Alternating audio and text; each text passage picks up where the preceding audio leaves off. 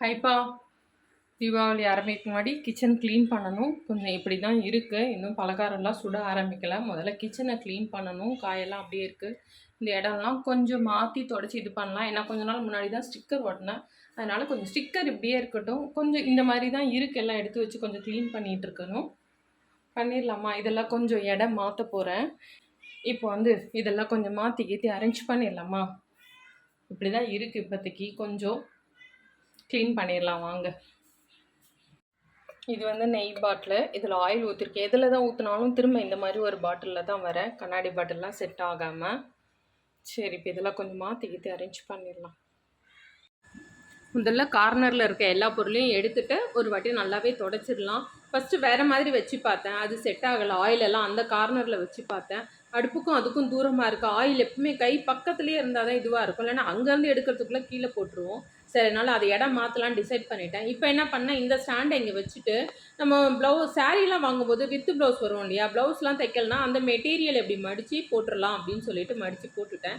இப்போ அந்த இடத்துல இந்த ஸ்டாண்டு வந்து அந்த இடத்துல இருந்தது. நான் வந்து இப்போ அந்த இடத்துல கழட்டிட்டேன். ஏன்னா இந்த இடத்துல அந்த உப்பு தண்ணி அந்த இரும்பெல்லாம் சேரும்போது துரு பிடிச்சது ஒரு மாதிரி ஆகுது.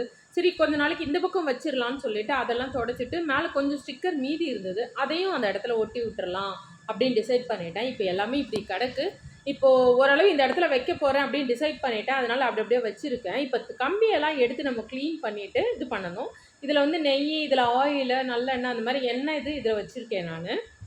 இப்போ வந்து அந்த ஸ்டாண்டை வச்சு பார்த்துருக்கேன். அந்த இடத்துல ஓகேவாக இருக்குது. அந்த ஸ்டாண்டை வந்து நம்ம நல்லா சோப்பு போட்டு கழுவிடலாம். கழுவிட்டு இந்த கேப்பில் அது கரெக்டாக ஃபிக்ஸ் ஆகுது. இந்த மாதிரி பிளாஸ்டிக்கில் புல் தர மாதிரி இருந்தது. சரி, அதை வந்து இந்த இடத்துல விரிச்சிட்டு போட்டோம்னா ரொம்ப நல்லாயிருக்கும் அப்படின்னு சொல்லிட்டு இதையும் நல்லா வாஷ் பண்ணி எடுத்து வச்சுருக்கேன். பாருங்கள், சூப்பராக விரிச்சிட்டேன் நான். வாரத்தில் ஒரு வாட்டி அதை எடுத்துகிட்டு நம்ம துடைக்கலாம். மற்ற நாளில் இந்த டைம் இந்த பக்கம் மட்டும் துடைக்கலாம் அப்படின்னு சொல்லிட்டு இப்போ ஸ்டாண்டையுமே நம்ம வந்து இது பண்ணி பார்த்தா தான்ப்பா தெரியும். தானே பட்டு கொஞ்சம் அப்படி இப்படின்னா கொஞ்சம் கச்ச கச்சன்னு இருக்கும். இப்படி செட் ஆகுதா அப்படி செட் ஆகுதான்னு நான் நிறைய நேரம் இப்படிலாம் அடுக்கி பார்த்துட்டு திரும்ப பழையபடி அடிக்கிடுவேன். இன்றைக்கி எப்படின்னு தெரியல, பார்ப்போம். இப்போதைக்கு இப்படி ரெடி பண்ணியிருக்கேன்ப்பா. கீழே அப்படி ஸ்ட்ரைட்டாக போட்டுட்டேன். இந்த பக்கத்தை ஃப்ரீயாக விட்டுருக்கேன். இப்போ இங்கே வந்து கொஞ்சம் ஸ்டிக்கர் நான் ஆல்ரெடி ஒட்டும் போது கொஞ்சம் எடுத்து வச்சுருக்கேன். மேலே கொஞ்சம் இந்த இடத்த க்ளீன் பண்ணி ஸ்டிக்கர் ஒட்டிடலாம். இப்போ இந்த பக்கம் இப்படி இருக்குது. இங்கேருந்து எடுத்ததெல்லாம் இந்த பக்கம் வச்சுருக்கேன். அதை க்ளீன் பண்ணிடலாம். இப்படி தான் இருக்குது. இங்கே பூண்டுக்கள் வச்சுருக்கேன். இதில் பட்டை கிராம்பு அதெல்லாம் வச்சுருக்கேன். இதில் மசாலா வச்சுருக்கேன். இதில் எல்லாமே ஜீரக பொடி அந்த மாதிரி பொடியெல்லாம் வச்சுருக்கேன். அப்புறம் கல்லுப்பு, தூளுப்பு, காஞ்ச மிளகாய், காப்பித்தூள், டீத்தூள், சர்க்கரை, இங்கே முட்டை, கத்திரிக்கோலெல்லாம் இங்கே வச்சுருக்கேன். இப்போதைக்கு அடுக்கி வச்சுருக்கேன். பார்ப்போம் எப்படி கிச்சன் செட் ஆகுதா என்னென்னு. எப்படி இருக்குது சொல்லுங்கள் நீங்கள். இந்த கார்னர் நல்லா இருக்கா? இப்போ இந்த பக்கம் கொஞ்சம் க்ளீன் பண்ணணும். இந்த இடத்துல கொஞ்சம் க்ளீன் பண்ணணும். மேலே கொஞ்சம் கொலின்னு போட்டு க்ளீன் பண்ணணும். இப்படி தான் இருக்குது கிச்சனோட இது. ஃபுல்லாக க்ளீன் பண்ணிவிட்டு நம்ம எப்படி இருக்குதுன்னு பார்க்கலாம். இப்போ இங்கே வந்து பொரிச்சு எடுக்கிறோம் இல்லையா, அந்த எண்ணெயெல்லாம் இதில் எடுத்து வச்சுருவேன் வடிகட்டி. சில்வர் இதில் நல்லெண்ணெய் இருக்குது. இதில் சமையல் எண்ணெய் 1 லிட்டர் வாங்கினா பிரித்து இதில் ஃபுல்லாக ஊற்றிடலாம். அப்புறம் பொரிச்சு இது இப்படி தான் இருந்தது. பூரி சுட்டது எண்ணெயை வந்து இதில் வடிகட்டி எடுத்து வச்சுருக்கேன். குழம்புலாம் தாளிக்கும் போது டக்குன்னு இதை தீர்த்துடலாம். அவ்வளோதான்பா. எனக்கு வந்து இந்த வலது பக்கம் ரைட் ஹேண்ட் சைடு கொஞ்சம் இடம் அதிகமாக தேவைப்படுது. அடுப்பு இந்த ஓரம் வச்சிட்டோம்னா, ஏன்னா இப்போ ஒரு காய் கட் பண்ணுறோன்னா இந்த பக்கம்லாம் கட் பண்ணுறோம்னா அந்த இடத்த கழுவவோ துடைக்கவோ எதுவுமே துடைக்க மட்டும் தான் முடியுது, கழுவலாம் முடியல. இப்போ இந்த பக்கம் யூஸ் பண்ணோம்னா நல்லா சோப் போட்டு இப்படி கீழே தள்ளி விட்டுடலாம் சிங்கில். அது கொஞ்சம் நம்ம வசதியாக இருக்கும். அதனால தான் இப்படி இந்த இடத்துல ஒட்டினது கொஞ்சம் ஓரளவு போயிருச்சு. 1 மந்த் இருக்கும்னு நினைக்கிறேன். இப்போ அதுக்கு என்ன பண்ணியிருக்கோம், இது வாங்கியிருக்கோம். இந்த இடத்துல இதை வந்து இப்படியே ஒட்டினோம்னா நல்லாயிருக்கும். சரி, நல்லா இதை ஒட்டுவோன்னு இது பண்ணியிருக்கேன். அப்புறம் வந்து அந்த கேப்பில் வந்து கொஞ்சம் இதை எடுத்து வச்சுருக்கேன். இதை கொஞ்சம் இந்த கேப்பில் ஒட்டிடலாம். ஆல்ரெடி ஸ்டிக்கர் ஒட்டும் போது அங்கே ஒட்டியிருந்தது போயிருச்சுல்ல. இப்போ அதனால் இந்த கோல ஸ்டிக்கர் ஒட்டினா பார்க்குறதுக்கும் கொஞ்சம் அழகாக ஒரு கிச்சன் வந்து மங்களகரமாக இருக்குன்றதுனால அந்த டிசைன் செலக்ட் பண்ணிவிட்டு சூப்பராக ஒட்டியாச்சு. நிற்குதான்னு பார்க்கலாம், நிற்குதா விழுந்துருதான்னு பார்க்கலாம். ஆனால் எனக்கு இந்த ஸ்ட்ரைட்டாக அந்த கிச்சனோட இந்த பிளாட்ஃபார்ம் வந்து ரொம்ப பிடிச்சிருந்தது. அது ஒரு மாதிரி எல் மாதிரி முன்னாடி அரேஞ்ச் பண்ணியிருந்தேன். இப்போ இந்த மாதிரி அரேஞ்ச் பண்ணியிருந்தேன்.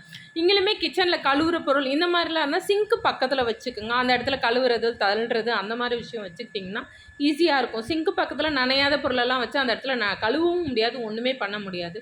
அதனால் சிங்க்கு பக்கத்தில் சில இடம் வந்து நீங்கள் ஃப்ரீ பண்ணிக்கோங்க. இப்போ மாவு திரட்டுறது அந்த மாதிரி விஷயம்னா கூட நம்ம இந்த பக்கம் பண்ணிக்கலாம். ஏன்னா இந்த பக்கம் பண்ணும்போது தண்ணி தெறிக்கும் இல்லையா, அந்த பக்கம் பண்ணும்போது அழகாக நம்ம ஸ்ப்ரே பண்ணி சுத்தமாக தொடச்சி விட்டுறலாம். எனக்கு வந்து இந்த செட்டப் வந்து ரொம்ப பிடிச்சிருந்தது பார்க்குறதுக்கு. இப்போ மேல் கப்போர்டெல்லாம் இங்கே இது அடுப்பு பக்கத்தில் இருக்குது. ஹீட் இந்த பிளாஸ்டிக்கில் வருமோ என்னவோ, அதனால் இந்த மாதிரி ஒரு அட்டை எடுத்துகிட்டு அட்டையில் வந்து இதை ஒட்டி இந்த இடத்துல இப்படி வச்சிடலாம் அப்படின்னு சொல்லிட்டு இந்த ஸ்டிக்கர் கொஞ்சம் கட் பண்ணி வச்சுருக்கேன். இதில் ஒட்டிட்டு அந்த இடத்துல வச்சிடலாம். அது மாதிரி அடுப்பு பக்கத்தில் ஹீட்டாக பிளாஸ்டிக் இருந்தால் கொஞ்சம் இதுவாகும் இல்லையா, அதனால் எப்பவுமே இந்த மாதிரி இருந்தால் நம்ம ஒரு அட்டை ஏதாவது எடுத்துகிட்டு இந்த மாதிரி வச்சிட்டோம்னா கொஞ்சம் ஹீட்டு பிளாஸ்டிக்கு போகாமல் இருக்கும். சரி, இப்போ இதை வந்து ஒட்டிட்டு அந்த இடத்துல எடுத்து வச்சிடலாமா. இந்த டியூபுக்கு தகுந்தபடி இந்த இடத்துல இந்த மாதிரி வளைவாகவும் கட் பண்ணி வச்சுருக்கேன். இப்போ இந்த மாதிரி ஒட்டியாச்சு. இதை வந்து இந்த இடத்துல வச்சு 2 பக்கமுமே ஒட்டியிருக்கேன். கொஞ்சம் இந்த பக்கமும் ஒட்டியிருக்கேன். இதை வந்து இந்த இடத்துல இப்படி வச்சிடலாம். இந்த பக்கம் இந்த மாதிரி வச்சாச்சுப்பா. ஸ்டிக்கரையும் இந்த மசாலா பெட்டிலையும் கொஞ்சம் இந்த ஸ்டிக்கரை ஒட்டிட்டேன். அப்புறம் இந்த டப்பாவில் சர்க்கரை டப்பா, காப்பித்தூள் டப்பா இது மேலேயும் கொஞ்சம் வச்சுட்டேன். உப்பு இதுலேயும் கொஞ்சம் ஒட்டிட்டேன். ஏன்னா கை படும்போது ரொம்ப அழுக்காகுது. அப்புறம் வேணும்னா வேறு கலர் ஒட்டும் போது அதுலேயும் ஒட்டிக்கலாம். அவ்வளோதான்ப்பா, ஓரளவு முடிஞ்சுது. இன்னும் கொஞ்சம் இந்த பக்கம் கப்போர்டு இருக்குது, இதெல்லாம் கொஞ்சம் தொடச்சி இது உள்ளெல்லாம் க்ளீன் பண்ணாமல் இந்த பக்கம் முடிஞ்சுது. எல்லாத்தையும் க்ளீன் பண்ணிவிட்டு எப்போ பாரு இந்த ஜன்னலை விட்டுருவேன். இன்றைக்கி இந்த ஜன்னலையும் க்ளீன் பண்ணலான்னு சொல்லிவிட்டு குட்டி எலியெல்லாம் வருன்றதுனால வந்துச்சு முன்னாடி. இந்த ஜன்னலுக்கு வெளியே க்ரில்லு மாதிரி போட்டாச்சு. அதனால் ஜன்னலை க்ளீன் பண்ணாலும் க்ரில்லை க்ளீன் பண்ண ரொம்ப கஷ்டமாக இருக்குது. அதனால் ஃபஸ்ட்டு நல்லா டஸ்ட்டு பண்ணிவிட்டு அப்புறம் டியூபை மாட்டி தண்ணி அடித்து சோப்பு போட்டு இதை கழுவுறதுக்கு எனக்கு ரொம்ப டிலே ஆயிடுச்சு. வேலையும் அதிகமாகிடுச்சு. ஒரு வழியாக ஜன்னல் பளிச்சுன்னு ஆயிடுச்சு. இப்போ அடுத்து மேடையெல்லாம் க்ளீன் பண்ணிவிட்டேன். இப்போ வந்து மேல் கபோர்டு அந்த இதெல்லாமே நம்ம ஃபஸ்ட்டு கொலின் போட்டு தொடச்சிட்டு எல்லாத்தையும் வெளியே எடுத்துடலாம். நம்ம அப்போ தான் வெளியே எடுத்துகிட்டு துடைக்க க்ளீனாக இருக்கும். எப்போவுமே மேலாக்க க்ளீன் பண்ணுறதோட இந்த மாதிரி டீப் க்ளீன் பண்ணோம்னா கற்பாம்பூச்சிலாம் கொஞ்சம் ஓரளவு காணாமல் போயிடும். ஸோ அதனால் ஃபஸ்ட்டு கொலின் போட்டு எல்லாருமே வந்து மேலே க்ளீன் பண்ணிவிட்டு கீழே வருவாங்க. நான் வந்து ஃபஸ்ட்டு கீழே க்ளீன் பண்ணிட்டேன். நான் மேலே பண்ணலாமா வேணாமான்னு யோசனை பண்ணிட்டு இருந்தேன். சரி பண்ணிடலான்னு சொல்லிவிட்டு போட்டிருந்த பேப்பரெல்லாம் எடுத்து புதுசாக ஷீட் மாதிரி இருந்தது, அதை கட் பண்ணி போட்டுட்டு டப்பாலாம் கழுவி எடுத்து கொட்டிட்டு எல்லாத்தையும் லைனாக அடுக்கியாச்சு. நம்ம க்ளீன் பண்ணிட்டோம்னா வேலையே கம்மியாயிட்டா மாதிரி இருக்கும். அப்புறம் காலியான பிளாஸ்டிக் டப்பாலாம் கழுவி கொஞ்சம் வெயிலில் வச்சு எடுக்கலான்னு சொல்லிவிட்டு அதை நல்லா கழுவிக்கிட்டு இருந்தேன். அப்படியே சுற்றி அந்த டெயில்ஸ் எல்லாமே கழுவிட்டு இருந்தேன். எல்லாம் ஒரு க்ளீனிங் வேலைன்னு வந்துட்டு டீப் க்ளீன் பண்ணால் தானே தீபாவளிக்கு, அதனால் ஃபுல்லாக டீப்பாக க்ளீன் பண்ணியாச்சு. இப்போ இந்த வேலையெல்லாம் நம்ம முடிச்சிட்டோம்னா தீபாவளிக்கு மொதல் நாள் பூஜை சாமான்லாம் தேய்க்கிறதுக்கான வேலையெல்லாம் கரெக்டாக இருக்கும். சிங்க்கெல்லாம் நல்லா சோப் போட்டு கழுவி நல்லா சுடுதண்ணி ஊற்றி கழுவுனேன். நல்லா பளிச்சுன்னு ஆயிடுச்சு. இப்போ வந்து மிக்ஸி இந்த இடம்லாம் இது பண்ணிட்டேன். இப்போ இந்த ஸ்டாண்ட் வந்து நான் என்ன பண்ணேன், அந்த சின்ன கிரைண்டர் மேலே சும்மா ஒரு க்ரிப்பு மாதிரி வச்சுட்டு கேப்பு பின்னாடி உள்ள ஜன்னலோட சேர்த்து கட்டிட்டேன். இல்லைன்னா அது ஒரு இடம் அடையுது, அதனால் அந்த இடத்துல கட்டிட்டு சும்மா ஒரு பேப்பர் கிரைண்டர் மேலேயே ஒரு பேப்பர் வச்சு இந்த மாதிரி ட்ரே வச்சுட்டேன். கூல்ட்ரிங்க்ஸ் பாட்டில் தண்ணி பாட்டிலெல்லாம் இந்த மாதிரி வச்சோம்னா நமக்கு தேடாமல் கொஞ்சம் எடுக்கிறதுக்கு ஈஸியாக இருக்கும். யூஸ் அண்ட் த்ரோ தான், ஆனால் ஒரு வாட்டி எதுக்காவது எப்படியாவது ஊற்றுறதுக்கு யூஸ் ஆகும்னு வச்சுருவேன் நான். இந்த பக்கம் அக்வா கார்டு மேலே காஞ்ச பூ சிரட்டெல்லாம் எடுத்து வைப்பேன். அது வாரத்துக்கு ஒரு வாட்டி வெளியே போட்டு காய வச்சுருவேன். இதெல்லாம் ஸ்க்ரப்பு இதெல்லாம் தேய்ச்சி கழுவி ரொம்ப மோசமாயிருச்சு, தூக்கி போட்டுட்டு புதுசு எடுத்து வச்சிடலான்னு புதுசையும் எடுத்து வச்சுட்டேன்.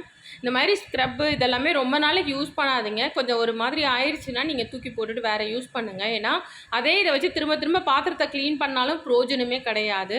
இப்போ ஃப்ரிட்ஜுமே ரொம்ப டீப் க்ளீன் பண்ணலை. ஃப்ரிட்ஜு வந்து எப்போவுமே அழுக்கெல்லாம் இருக்காது, கொஞ்சம் நீட்டாக தான் இருக்கும் ஃப்ரிட்ஜு.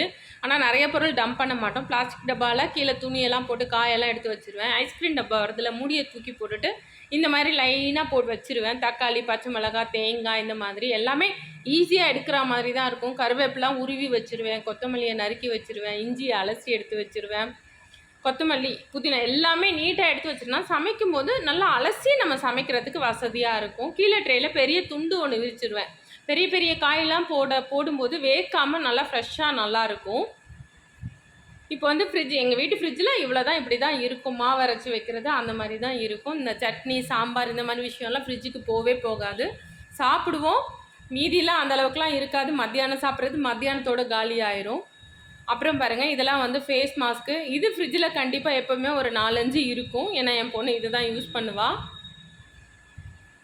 கொஞ்சம் ஃப்ரிட்ஜுன்றது ஸ்மெல்லு வராமல் கொஞ்சம் நீட்டாக வச்சுக்கோங்க. இது எலுமிச்சை தோல் எடுத்து வச்சுருக்கேன். இஞ்சியும் எலுமிச்சை தோலும் அடிக்கடி நான் ஒரு ஜூஸ் மாதிரி அடித்து நல்லா கொதிக்க வச்சு இது பண்ணுவேன். மேலே இருக்கிறது சர்க்கரை இந்த மாதிரி சாமான்லாம் மேலே வச்சுருக்கேன். கீழே பருப்பு டப்பா எல்லாமே கழுவி எடுத்து வச்சாச்சு.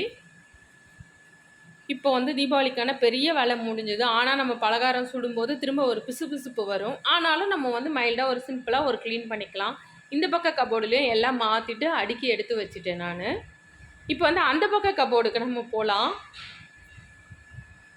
இதுவுமே கொஞ்சம் நீட்டாக அப்படியே ரொம்ப நீட்டாக தான் இருந்தது. அதனால் லைட்டாக எல்லாத்தையும் வெளியே எடுத்துகிட்டு திரும்ப லைட்டாக டஸ்ட் பண்ணிவிட்டு திரும்ப அப்படியே அடுக்கிட்டேன் நான். அவ்வளோதான். இந்த பக்கம் ஹாட் பேக்கு, குக்கர், அலுமினிய பாத்திரம் இதெல்லாம் இந்த பக்கம், கீழே மண் பாத்திரம்லாம் அந்த மாதிரி தான் வச்சுருக்கேன். அவ்வளோதான்ப்பா. உங்களுக்கு இந்த வீடியோ பிடிச்சிருந்தா லைக் பண்ணுங்கள், ஷேர் பண்ணுங்கள், கமெண்ட் பண்ணுங்கள், சப்ஸ்கிரைப் பண்ணுங்கள். அடுத்த வீடியோவில் பார்க்கலாம்ப்பா. பாய்.